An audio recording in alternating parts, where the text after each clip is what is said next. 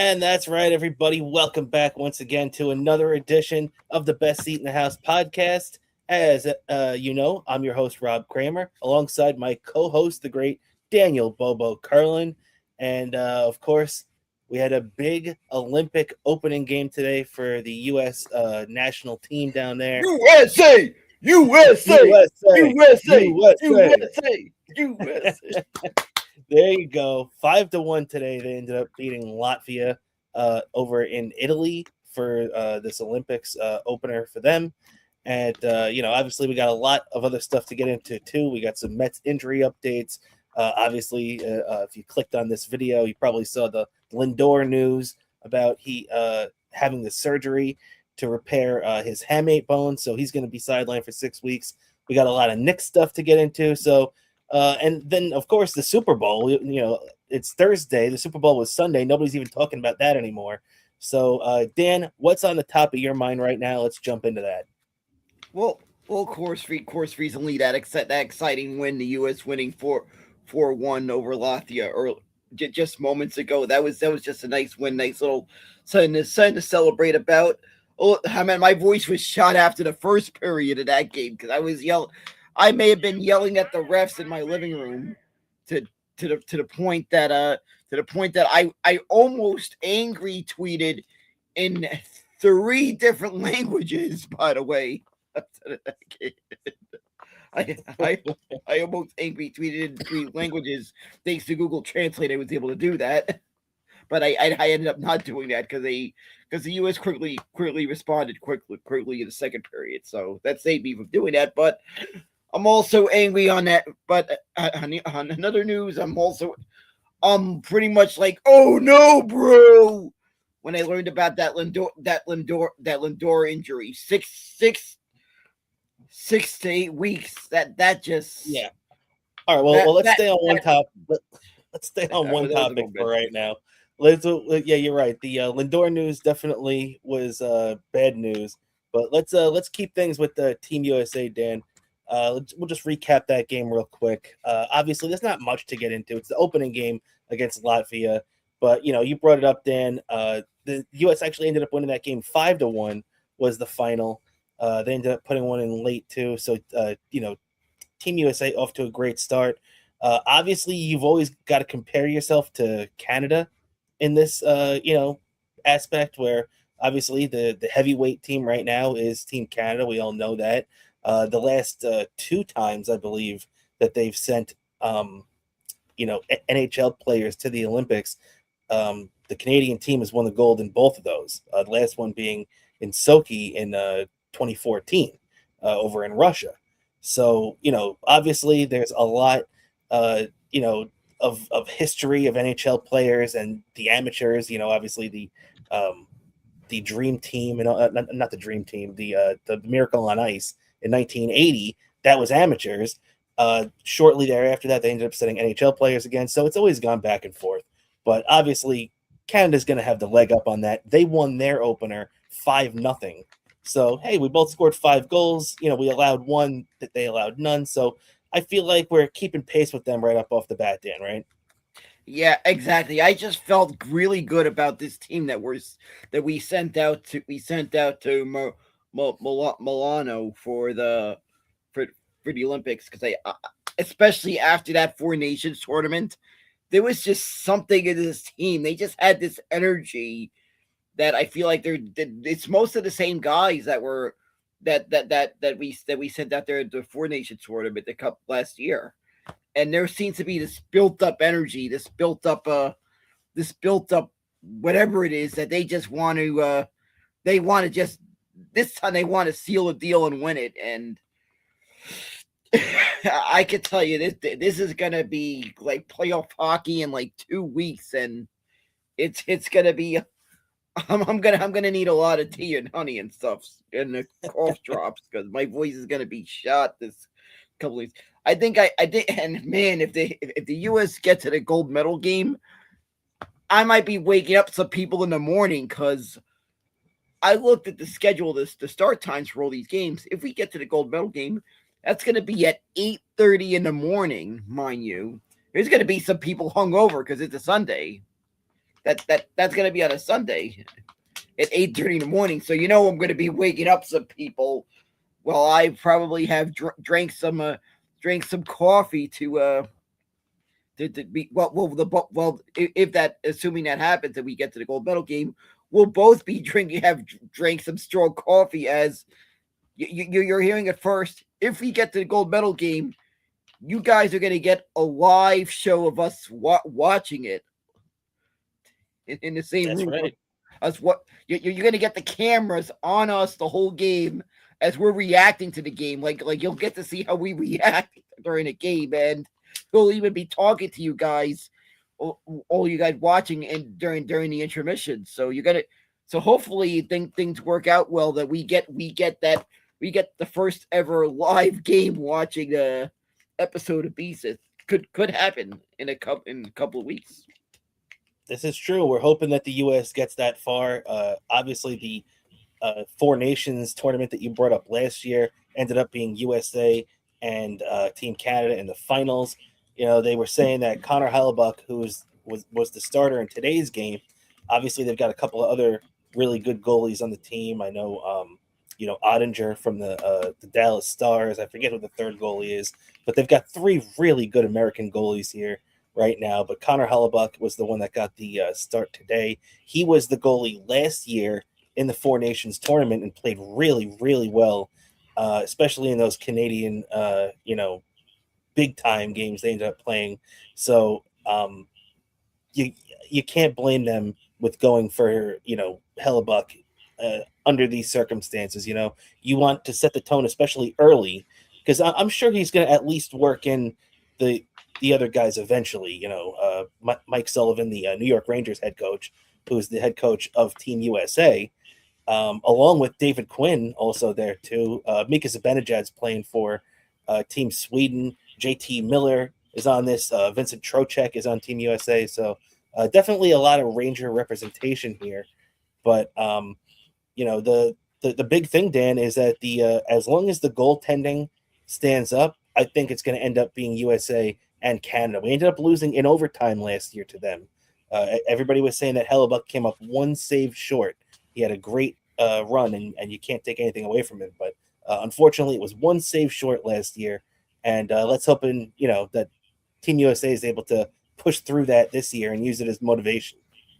Yeah, exactly. And hopefully put myself in a situation where during the summer I might want to book a cheap bus trip to Toronto to do two things. To do three things. One, go into downtown Toronto and have Freebird blasting in somewhere in the, I guess they're equivalent to Times Square, wherever that would be. Have Freebird blasting cranked up to 11 on the loudest Bluetooth speaker I could find. Then visit the Hockey Hall of Fame, and of course, the reason I said during the summer is, of course, I'd probably be going around the same time the Mets are on the road in Toronto. Hopefully, put myself in a situation where I might, if it all works out well, I could pull off a cheap bus trip there for those three things. Yeah, no doubt about it, man. So very cool with what we're looking at right now. It's going to be a great tournament, and definitely off to a great start. It's funny, we got our buddy Al Valanker hanging out in the chat with us too, and he brings up it always comes down to the goaltending, man. He brings up Richter in the Olympics, and obviously that great World Cup of hockey he had back in 1996, where you're absolutely right, Mike Richter was the MVP of that 1996 World Cup, and the U.S. had the big upset there. So hey, let's hope we can repeat that. 1996, 2026. It seems like there's a little bit of similarities there going on, Dan, right? Yeah, there seems like a similarities going on there, and I can tell you, I'm gonna be pumped for that. I'm probably gonna have to drink some tea tomorrow because my voice might be still shot tomorrow from this game, and be ready for a bit more of that on Saturday. Yeah, absolutely, man. Time to get ready for the next game. Like you said, on Saturday, it's going to be against Team Italy, also at 3:10 in the afternoon. So everybody tune in for that. Team USA off to a great start. What's not off to a great start, however, is our New York Mets when it comes to the injury news, because we just got this news earlier this week when David Stearns, the team president of baseball operations, sat down for his first address of the Mets nation. His first spring training um, presser, basically, if you want to say that. And Francisco Lindor was announced that he was going to be getting checked out by a specialist to check out his hamate bone, which is like the bone pretty much like right here in your wrist, right around there at least, in your wrist, where that's a place where baseball players do typically get injured. When you get hit on the wrist there, it fractures that bone, and a lot of guys end up having to have surgery to repair that. This seems like an injury that has lingered for maybe even a year or two for Lindor, as David Stern said that this was something that he's had to push through in the past and was always able to grind it out and make it not matter, basically grind through the pain. Um, it's interesting that they said that it's been hanging around that long, but to be honest, I'm kind of glad that he's getting it addressed. Lindor's getting to the time in his career now in your early 30s where those injuries kind of can nag you and really affect your performance. So the way I'm looking at it is they're saying it's only going to be 6 weeks. And if we look at the timetable for a similar injury, this is what Francisco Alvarez had last year. If you remember, halfway through spring training, he got hit on the wrist, just as I described earlier, and had to miss time. He had to have surgery to correct the fracture that he had of his hamate bone. And he was back in he was back in late April. So that timetable works out. I believe that injury was probably around March 18th, and he came back around April 28th. So really a 6 weeks timetable seems about right, if you ask me. And they say that's with all the rehab that he would have to do going into it and be ready for game time on opening day. And I got to also tell you, Dan, look, if we have to wait an extra week, if we have to wait an extra 5 days after opening day, and let's not say he's ready on opening day, whatever that is, March 26th or whatever day it is. If he's ready on April 1st, I'm fine with that. You know what I mean? It's only if that date gets pushed back to mid-April or May, God forbid. So at this point right now, I have no problem with this Lindor injury, and I'm glad he's getting taken care of it early. Yeah, exactly. I'm kind of glad he's going to take care early. Wish he would have taken care of this a little earlier, but because I get nervous about these injuries and then starting off being starting late being maybe coming into this cold because you didn't get to go through that whole spring training process like normal. So I'm kind of gonna get nervous about this, especially Well, they with said he is supposedly going to be getting some game action at the end of spring training. They say that everything that this is inclusive. It's not that he won't be getting just back on the field in 6 weeks. That 6 week period includes rehab and including him playing in at least a few spring training games. Yeah, so maybe that's not maybe it's not as bad as I think because I gotta tell you I kind of get panic. I made my voice got shot a little bit cursing up a storm when I saw that when I was watching that press conference because that's when I got the word about what happened. So there may have been that. So hopefully isn't anything bad because believe me with this team that kind of thing happens when you're a Mets fan. I feel like literally one friend of mine, she told me, she says, you could take that curb. So Daniel, you could take that Curb Your Enthusiasm episode, that Jets fan episode, take the script, change it a little bit around to Met fan references, and that episode would be around about you, Daniel. That's what a friend of mine said about Yeah, about well, me. You that you makes a you lot of you sense. yeah, you could rework that script a little bit and it would be about me. Yeah, well, I mean, because too, when you're a Met fan and you hear any kind of injury at this point, especially with what happened with Kodai Senga, a couple of years ago, like actually in back-to-back years. Remember the first year in 2024, he just couldn't get right. He only had that one start in July and then didn't pitch again to the playoffs. And it was only for 2 innings. And it was really, really weird what happened with Senga in 24. And then 2025 was almost even weirder because Senga comes back, and from late March, whatever you want to say the season began, until that June 15th or whatever the date was, June 12th start against the who was it? It was the series before the Tampa Bay Rays. I want to say it was the last game against the Miami Marlins that he got injured in, and that was the game the Mets ended up sweeping the Marlins, but Kodai Senga unfortunately gets hurt. That's the end of Senga until basically after the All-Star break for a good month, and then Senga even gets beat up in every start after that in just incredible fashion, and really is just insane how his last 2 years have played out. So, when you're a Met fan and you hear injury news, you expect the worst. So I absolutely get it, but hey, at this point, I think we have to give them the benefit of the doubt. And Francisco Lindor is a guy that likes to play every day. I can't see Lindor missing too much time. He's not going to allow that. Yeah, exactly. So I'm trusting the right thing, and I'm trusting Steve Cohen. He'll make sure that they get the best doctors they can possibly get. Believe me, you know Steve Cohen. He's gonna make sure to get the best resources in this no in this doubt about it. recovery from injury. Yeah, no doubt about it. He's going to be well taken care of, and he'll be able to rehab that injury and the surgery and everything after that.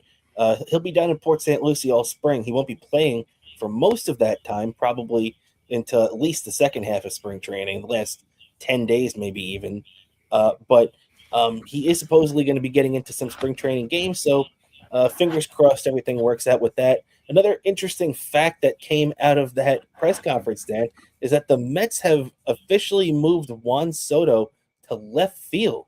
Now, this is a very odd development in a lot of ways, but it also makes sense in a lot of ways. Let's start off with why it's odd. Well, he played, every game that he played for the Mets last year, he played in right field, which I guess it makes sense because the roster construction last year with Brandon Nimmo on the team, you couldn't play Nimmo in right field because Soto has a better arm than Nimmo. You need the guy with a good arm in right field, and Nimmo at this point in his career, you just can't stick him in right field. He's a defensive liability. So it made sense to play Soto in right field last year. This year, it does make sense to play Soto in left field, but I feel like the only reason that he's playing here is because he's slated to play there in left field for the Dominican Republic in the baseball, the World Baseball Classic. And I got to tell you, Dan, if because even David Stearns alluded to that in this press conference, that the fact that he's playing there with the DR this spring is really impacting their decision, and that I don't really like the fact that the World Baseball Classic is dictating a positional change for them. But real quick, on the other hand, it does make sense to play Juan Soto in left field because he's not that great a fielder, and left field in Citi Field is a much more easy, smaller, coverable field than right field in Citi Field. So it will expose Juan Soto a lot less, and he's played a lot. His splits in right and left are basically 50-50 in his career. So I have no problem with playing him in left. I just think the decision for it is a little strange with the World Baseball Classic. Dan, what do you think? Yeah, I think that's a little strange, and I don't know. I think that most of the time I've been questioning David Stearns and I mean criticizing him rightfully so. But this one, to too many players playing out of position is getting me nervous going into the season. Like you talk about run prevention and all this stuff, and the David Stearns just lacks assigned pitching, young pitching, and he signs too many of these pitchers that have been all for their worst years, and too many players playing out of position. I'm starting to question that. Yeah, I can't argue with you. I don't blame you because with what you just said, you got Polanco playing first base. He's never played first base. You've got Bichette playing third base. He's never played third base. You've got Juan Soto playing left field. He hasn't played left field in 3 years. And you've got now in right field. So now you're going to have Brett Beatty play right field if that's your plan. And that's a scary idea. Brett Beatty in right field. I didn't know how he was going to look in left field, but from all intents and purposes, left field is a much easier field to learn for an infielder than right field. I mean, I'm sure it's possible. Brett Beatty's a good athlete, but it still makes me a lot more nervous having to use him in right field. The only other guy that really makes sense in right field there is Tyrone Taylor, who played a lot of right field for the Mets back in 2024. But and he's a very good outfielder. He's just got no bat.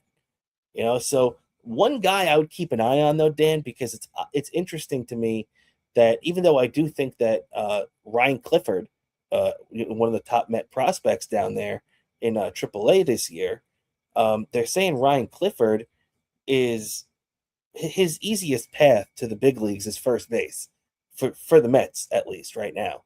But it was interesting to me to hear David Stearns mention that he was playing corner outfield positions, specifically mentioning right field. So, I wonder, Dan, if, maybe potentially down the line here, if maybe Beatty's not transitioning to the outfield well, if maybe you're not getting anything offensively out of Tyrone Taylor, maybe the Mets do turn to Ryan Clifford and stick him in in right field and see what they got in him there. Yeah, I think I forgot. Was this last year he was playing left field, or was this year? No, he was playing a little outfield the last couple of years. Yeah.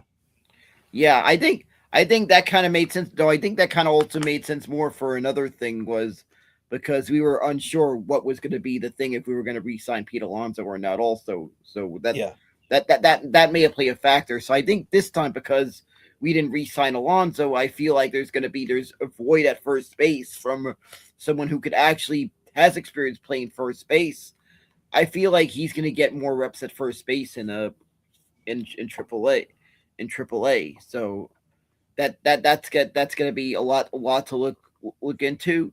Also, there could be some pretty good prospects in AA that I might have to take a look at when because I noticed there's a AA team in Somerset, New Jersey, and I noticed that I can easily see when Binghamton is on the road in Somerset, New Jersey, when they're on the road, when they're the visiting team, that team in Somerset. So it's near it. It's like right next to a New Jersey Transit station.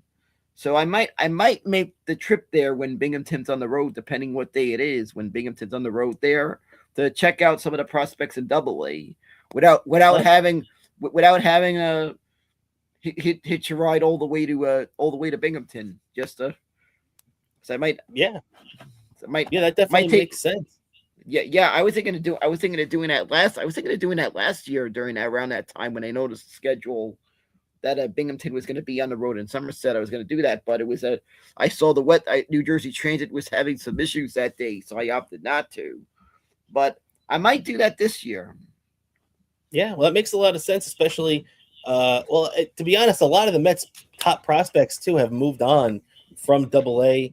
They still have some good guys there. I'm not sure if A.J. Ewing is going to start there or in AAA. I know it's close. It'll be interesting to see how they break down there. But the other guy, too, that we have to take into consideration that the Mets might make camp is their top prospect right now, Carson Bench, who, a lot of people had penciled in as the left fielder. He could make camp as the right fielder, but I think he's going to have a really good camp. I'm not, entirely sure.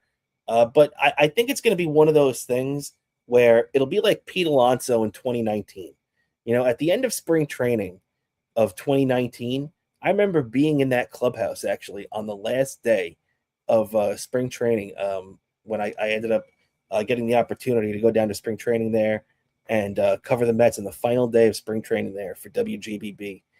And it was great being in that clubhouse and seeing a rookie Pete Alonso fitting in great. You could just tell there was something about this kid that he was going to make the team because not only did he have a great spring, but he just looked like a major leaguer. There was something about him where it was like, you can't send this guy back to the minor leagues. This doesn't make any sense. Even though, if you remember back there in 2019, there was the debate that if he started the first month in, in the minor leagues, the Mets could have called him up in May and gotten that extra year of controllability of him. So, interesting how things worked out. But the Mets didn't wait that extra month. He made the team at a camp. And I think it'll have to be one of those things like that with Carson Bench, Dan. Carson Bench is, an older prospect, I believe. I forget how old he is, actually, now that I think about it. But either way, he's the type of guy right now where people are looking at him to make the team. And I think it'll have to be one of those situations like an Alonso where you kind of just look around and say to yourself, this guy's got to be on the team. Yeah, exactly. And I remember just at home watching this spring training on TV during 2019 and just seeing that Alonso just looked like the kind of numbers and stuff he was putting up in spring training. There was just something about him that you knew he just had this thing this fire under him that when there was rumors he was going to get called up the year before, that he just wanted to get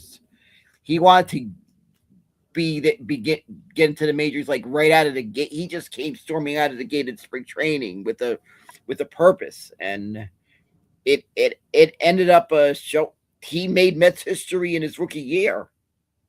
He did 53 home runs. I can't see another Met hitting any more than that in their rookie year, so I expect that to stand for quite some time. Also, Dan, we had some news coming out of other press conferences. This one was with Carlos Mendoza, and this really shouldn't come as a shock to many. He is saying right now that he sees the 1, 2, 3 in the Mets order as Lindor, Soto, and Bichette. And yeah, that makes a lot of sense to me when you look at the options they have. I still am an old school guy when it comes to lineup construction. I still view Soto as best in the number 3 spot. But with Bichette here, he's not your typical power guy, so you really wouldn't want to bump him down to the cleanup spot necessarily. You could, but then who'd you hit second? So right now, I feel like this is a really solid 1, 2, 3. And as much as I would love to see Soto bat 3, I think this top 3, you can't really argue with it. Yeah, you can't argue with this. This looks like a good 1, 2, 3 in the batting order. Also, I gotta say about Bo Bichette. I feel like if the Mets are trying to run the promotional department during Star Wars Day, they need to hop on the idea right away with a Bo Bichette wearing a Boba Fett outfit on the bobblehead on Star Wars Day. They need that is an opportunity to right there for that promotion, right? That name alone on Star Wars Day to do a bobblehead like that. I like it. And hey, I can't argue with what I'm seeing right now, man. And one more thing on the Mets too is that David Stearns is saying AJ Minter is going to look like he's back in early May. I don't disagree with taking your time with Minter. I mean, I'm sure this isn't what the Mets are doing, but I'm not in any rush to put pressure on AJ Minter. We all know that the opening day roster is ceremonial for the most part. Even if, like we were saying earlier, if Lindor has to come back 5 days later, it's not that big a deal. It's a 162 game season, Dan, as we saw last year. And when your season ends on game 162, and you have a chance to make the playoffs, you realize every single game matters. So obviously April matters, but no reason to rush these guys back. Let's take our time, let them get healthy, and concentrate on the rest of the season. Yeah, exactly. And I feel like David Stern has brought us hopefully enough bullpen depth. Even though I feel nervous with this bullpen, even more than last year, because unlike last year, we don't have that closer that we feel confident in. Because I'm still nervous about Devin Williams, even though he has a good track record. Maybe that whole thing last year is a fluke, and he's kind of gotten adjusted to pitching in New York, even though I feel he kind of needs to get readjusted to pitching in New York because he's pitching on a team with maybe bigger expectations when it comes to the Met fans are a bit more of a tougher crowd than I feel like Yankee fans, because there's just a lot of Yankee fans. maybe it isn't, maybe it's not, but I just feel like there's just a lot of Yankee fans that have been there, done that. We kind of have this built pent up at Met fans. I feel like there's a pent up energy with Met fans because it's going to be now a 40-year drought, 40-year championship drought, and that builds up a lot of pent up energy, especially when you got enough Met fans that don't remember the 1986 season. I mean, yours truly was 4 years old. I was 4 years old, and my mom took me to that game. I was when I was a lot shorter than I am now. Right, I was very little. When my mom took me to Game 6, we sat in the green seats at Shea. But there's people that don't remember when the last time the Mets won the World Series. It's been that long. And I mean, yeah, I was born during Game 6 of the NLCS, so I definitely don't remember the World Series. I've seen it, but I don't remember it. Yeah, exactly. I just imagine your mother celebrating that win as you popped out of her. That's right. Everybody was celebrating that night, no doubt about it. And real quick though, I did want to laugh at. We had a couple of chats coming in too. I did want to say I was cracking up at this Alva Lanker talking about reacting to the Francisco Lindor injury, saying typical Mets. Jesus Christ, man, what the fuck? So that did make me laugh. And also, random dude 6678 saying, I really am liking the new Mets. LOL. Hate me or like me. You know what? I gotta say, it's different. It's definitely different. And it could definitely work. It really could, especially the final ingredient was the addition of Freddie Peralta. That really got me on board. Just like you mentioned, Dan, the hardest thing that Devin Williams is going to have to do is replace Edwin Diaz. That's why he's got a lot of pressure on him there, and that aspect of the team does make me nervous. But the offense, hey, we might be dealing with a little bit less power now with Pete Alonso, but the contact is going to go up. The runners in scoring position, batting average, hopefully should be a lot better than it was last year with the additions of Polanco and Bichette. So I got to say, as much as I kicked and screamed early on this offseason with the way things panned out with Alonso and Diaz, the way they rebounded could have been a lot worse. And I feel like Freddie Peralta and Bo Bichette put it over the top there. Dan, how what do you think? Yeah, I agree too. That I feel like the Mets at least rebounded from a loss, right? Because I've seen in past seasons where this kind of thing happens and they don't do anything. They actually did something when they somehow rebounded from that. And now the question is, how well is this going to turn out? And for once, I feel like the Mets got pitching that wasn't coming off of its worst year. So there's that. Because I've seen too many times where we brought in a pitcher and I'm like, what the fuck? It's like so there's that, and there's some pitching in the pipeline that needs to be that's going to be looked at that could have a lot of upside that could play a factor later in the year.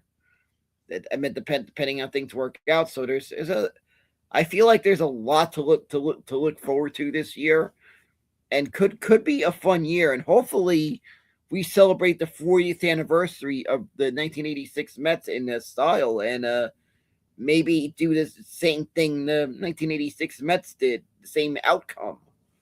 Hopefully, which would be really nice. Which, by the way, that it would be nice if we finally get to see what that unpredictable reaction will have if that happens. We talked about it. Hopefully, it's at that time we get to see what that's going to look like. Hopefully at some point. And, at least let's take a look at this too. When you look at it in 86, they won the division. They won the World Series. 20 years later, they won the division in 2006, had the best team really in baseball, tied with the record for the Tigers. But the Mets really were the best team in baseball that year. should have won the World Series, choked in Game 7 of the NLCS, but still got that far. So maybe 20 years later, we'll win another division and go on another deep playoff run, hopefully. And let's keep our fingers crossed this time that they get the job done and there's no Yadier Molina moment. Yeah, exactly. And speaking of 2006, it feels weird seeing Carlos Beltran in the Hall of Fame and the fact that season is 20 years ago, it freaking feels like yesterday. The 2006 season feels like yesterday. All those moments were happening, and I was introduced. We were introduced to the trio of Mets broadcasters that we know today is Gary, Keith, and Ron. That was the birth of that trio. It's true. 2006 season, the first year of SNY. Yeah, so we had that. Even though we were familiar, even though Gary Cohen's was around a lot on the Fan, he was in the booth with Howie when Bob Murphy for a while. So it's like Gary Cohen's voice was familiar, and of course Keith Hernandez. He did some of the games when the Mets were on Pix 11. So it's like they were voices familiar to us. But that's the first time we had the consistent that three broadcast trio. So there was a lot. 2006, and hopefully we can have some of that same magic, that better outcome this time, but something we could that really felt like a different energy we don't very rarely feel from us Met fans. Yeah, it's very true, man. Last thing too, on baseball before we turn the page here is because obviously not much more going on at the Mets. Still just opening. Players are just reporting. Today was Bo Bichette's first day in camp. Saw him out on the field taking grounders and taking BP. So everything has started up with that now too. Last thing on the Mets though is that the Mets have also said that, look, when Lindor gets hurt, a lot of Met fans say to themselves, well, they have Bo Bichette for a reason. I personally don't think it would be smart to mess with Bo Bichette right now, Dan. The guy is just learning the third base position. Most of the year he's going to be at third base because they're going to have Lindor in there for 150 plus games. So I wouldn't want to mess with them. Don't start playing him at shortstop in spring training. Let's keep him at third base. Stick anybody else there at shortstop you want. Ronnie Mauricio, any of these other guys they got. I know they've been talking about Vidal Brujan, who's the guy they picked up this offseason. So I have no problem with any of those other guys. Just don't start messing with Bichette. Let's keep him in place. Yeah, exactly. I feel like they're gonna go with. I feel like Mauricio's gonna get the first crack if needed. If there needs to be anyone to start the season to fill in for Lindor at shortstop, probably gonna be Mauricio. Looks like, because he probably got I feel like got the best range at shortstop. And I kind of have a rough idea, because I did get to see Ronnie Mauricio when he was in the minors, when he was in the Cyclones back in those days. Yeah, he can move. There's a reason why he's a guy that can play multiple positions there. So we've seen him at second, we've seen him at third, we've seen him at short. He's even played the outfield. So I'm sure Ronnie Mauricio would have no problem filling most of that role. And they're going to have minor leaguers there this spring too. It's going to be a bunch of guys. Last thing on baseball, Dan, the Yankees. Want to check in on them. Not much going on with them. Everybody's just kind of showing up, moseying in on camp. The Yankees did, however, bring back Paul Goldschmidt for a second year there to play first base, mainly against left-handers. I think they're going to be using him. Good move. He's going to improve their defense over there again. So it makes a lot of sense having him over there. But the big news coming out of Yankee camp right now is that obviously a playoff hero last year, Cam Schlittler, is suffering from back inflammation. So it looks like the Yankees are going to be shutting him down for at least a week. Not the worst news in the world, but when you start hearing these kind of things, especially early on in spring training, sometimes they tend to linger. So let's hope that this is something that he can get past pretty quickly, because obviously we're not Yankee fans, but this is a really good young pitcher for the Yanks, and you don't want to see anything happen to him.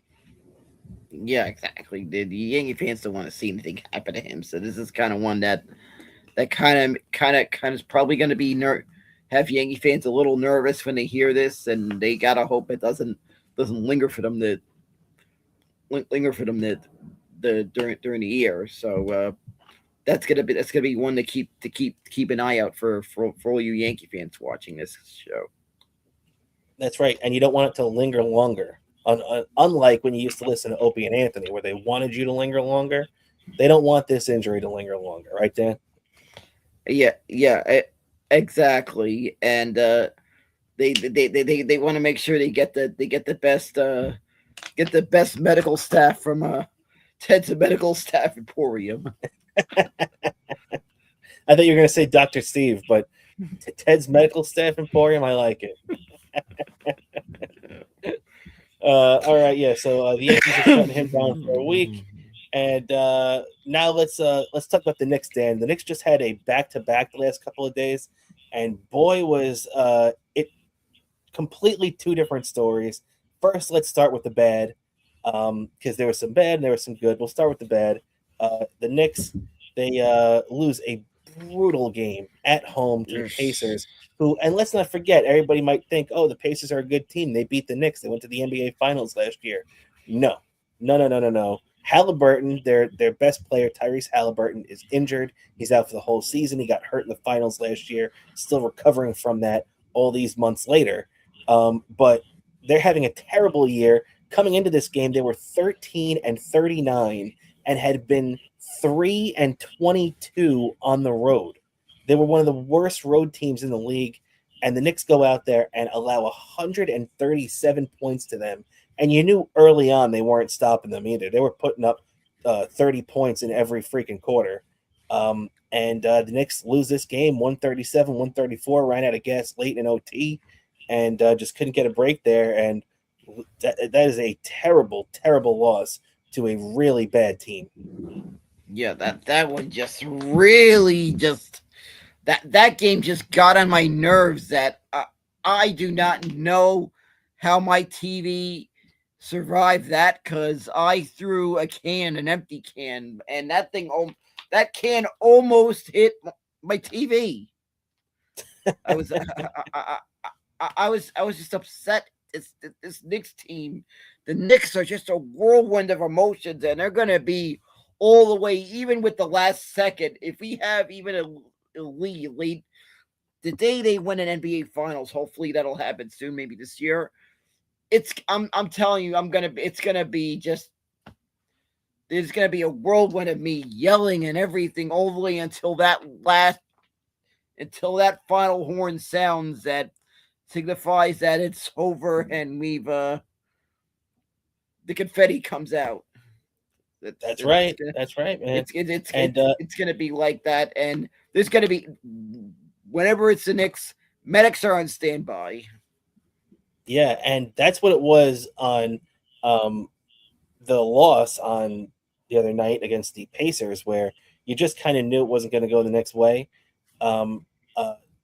They really did make it a game at times. They tied it up at the end of regulation.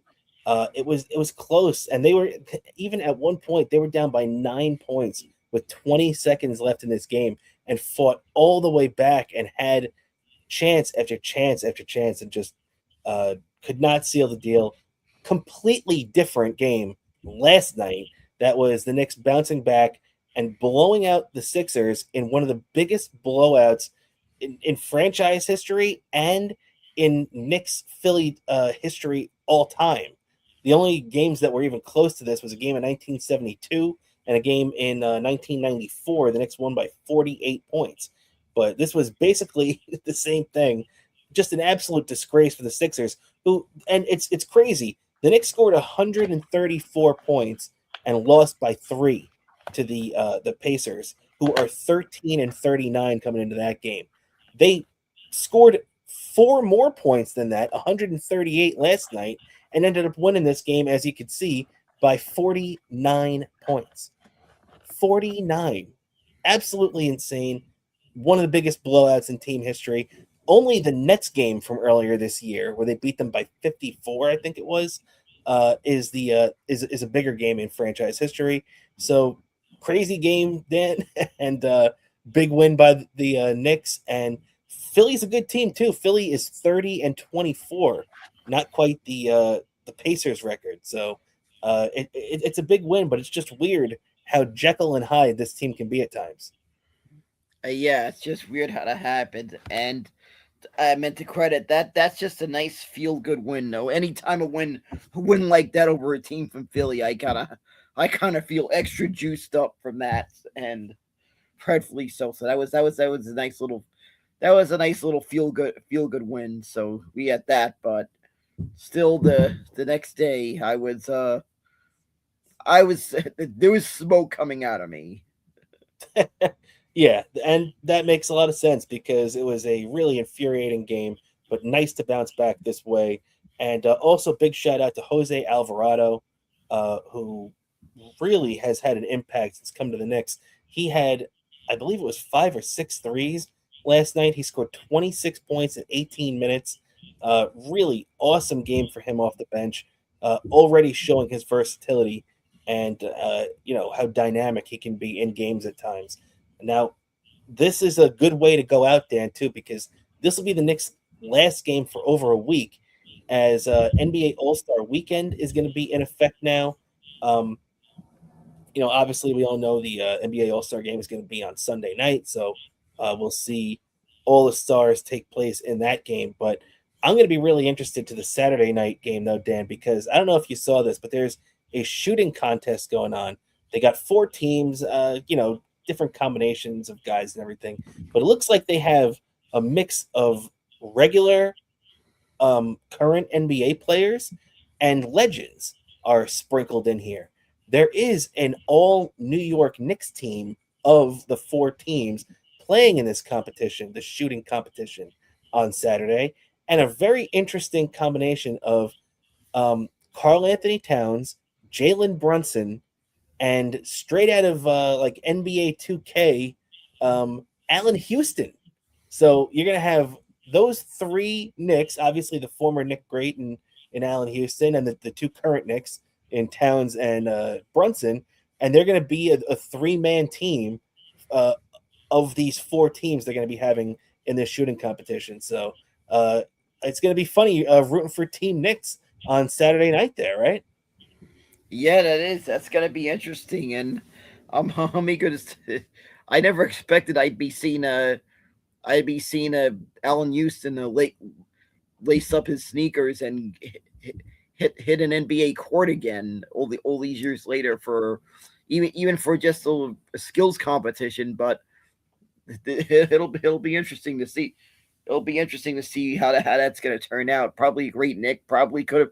Yeah, I feel like he could have been around longer had he not had those little injuries, things late in his career. But that's definitely going to be a nice little blast for the past from the '90s, from back when I was a teenager. So I'm looking forward to that. Yeah, Allen Houston was on the last Knicks team that went to the NBA Finals back in 1999. So let's hope he can pass on some of that luck to these current Knicks here. Now the next Knick game is not going to be until next Thursday, a week from today, against the Pistons, who have embarrassed them. I know, by the way, the Pistons are not 40 and 113. It looks like I added an extra one in there. The Pistons are actually 40 and 13, the best record in the Eastern Conference right now. So yeah, that's a really tough task for the Knicks now. They got really beat down the last 2 games by the Detroit Pistons there, Dan. So they really need to redeem themselves with a big win. It's going to be at the Garden, 7:30 next Thursday. Yeah, exactly. And I feel like the Knicks are going to be in better shape than this time because hopefully there'll be a couple of guys that maybe a couple of guys who were banged up during the last time. So and plus the new addition at the trade deadline. So it's going to be a bit more. I feel like this game's going to be more close and down to the last. I expect down to the last second. So I, Yeah, I expect I expect a better showing this time for the Knicks for that game. yeah, no doubt about it, man. They better, they really better, and they got to get all these guys on the same page. So it's coming down to the final stretch here now. So really interesting to see how these last you know what I guess 8 weeks or so of the season is going to play out. So last thing, Dan, before we get out of here though, is I did want to touch on the Super Bowl which already feels like it was a month ago at this point. It's crazy how quickly things go. But the Super Bowl was this past Sunday. The Seahawks did beat the Patriots 29-13, and the game wasn't even that close. The Patriots defense, played pretty well, but the Seahawks defense just absolutely annihilated them. Really made Drake May look bad. It's interesting that Sam Darnold was in this game because it almost looked like at times Drake May was seeing ghosts. If you want to quote the infamous seeing ghosts moment when he was on the Jets Monday Night Football against the Patriots. So interesting that you have that dynamic. But Darnold goes out there and becomes the first Jet drafted quarterback since Joe Namath to win a Super Bowl. He didn't win the Super Bowl MVP. That went to Kenneth Walker III, the running back, who had a great game, 27 carries, 135 yards, definitely deserved that MVP. But Dan, what'd you think of the last game that we're going to see that counts in the NFL until September? Well, that was a little bit of a blowout. I ended up getting some nice little pocket money that I'm just holding on to for some later purchases that when needed. Something I just pocket pretty much. I call pocket money because I pocket it for something later on. But I just placed a little bet at the casino in the Meadowlands and got some extra pocket money. So very that was cool. Very cool. And you called the score, by the way, too. You said on the show last week, and you said on our Patreon show before the Super Bowl on Saturday, you said your exact score was 27-14. So you didn't have the exact score, but you knew the Patriots were going to beat them, and you knew it was going to be by about 2 touchdowns. Yeah, exactly. I just had a hunch that I don't know why. I just said it because so someone said to me, says, "Do it, book, head out to the casino in the Meadowlands and place a bet," and I did. Not a big bet, not like a the money just a little bit, but still had a nice little pocket money payout, and I managed to be lucky on that one. Believe me, I'm not going to be doing. This is not something I do all the time, but that time I just tried a little bit, and I was lucky enough. Yeah, hey, it's all about luck, man. I actually put a bet in too on the. It wasn't a big bet, but I did put a bet in on the first score of the Super Bowl being a field goal for the Seattle Seahawks, and I was correct on that. So I ended up winning $50 on that one, 50 big ones. So I'll take it, and can't complain. None of my boxes hit, but that hit, so I'm happy about that. And as a matter of fact, Dan, me and you both got the Super Bowl right in our predictions. You did obviously you even called the score basically for the most part, but we both took Seattle -4.5. Obviously, we covered on that. We went 4-5 in the playoffs. Both of us did. Obviously, you see our regular season record. So we did pretty damn good this year, Dan. I think this is a season to be proud of, especially from a pick standpoint. Yeah, this is pretty good from a pick standpoint. I'm surprised I did better than I thought I did. I'm not saying people go do gambling advice based on my results, but that was pretty good. Believe me. Just to let you know, disclaimer: not responsible for anything that happens when you if you dare try to gamble based on my results. We're not responsible if you've ended up in so much debt that you found yourself in the Squid Games. That we're not responsible for that. Yeah, you got that right. No doubt about it, man. And I think that's basically gonna do it for us on the show this week.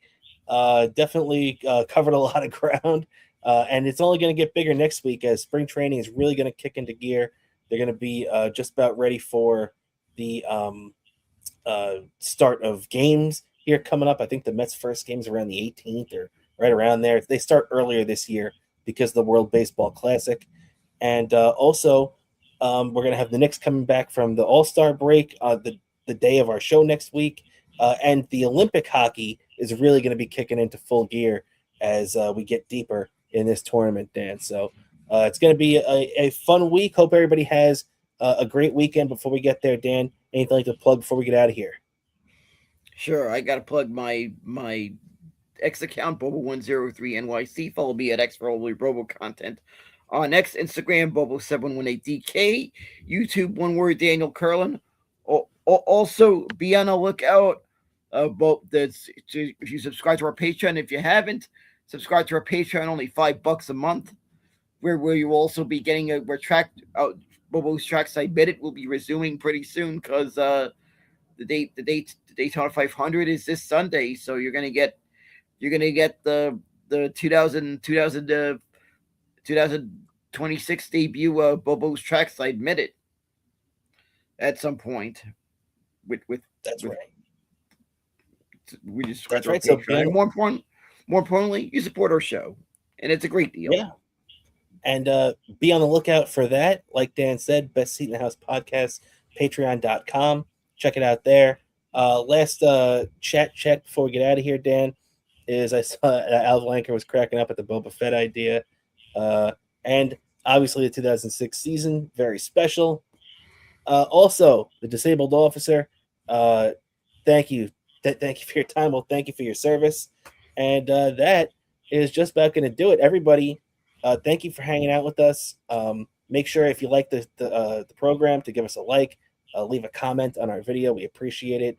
It helps the algorithm. It helps spread the show. So everybody, have a great weekend. We'll be back with you on Patreon on Sunday like usual. But if you're not there, we'll be back here same time, same channel, 7 p.m. next Thursday. Everybody have a great week, and we'll catch you next time. Let's go, Team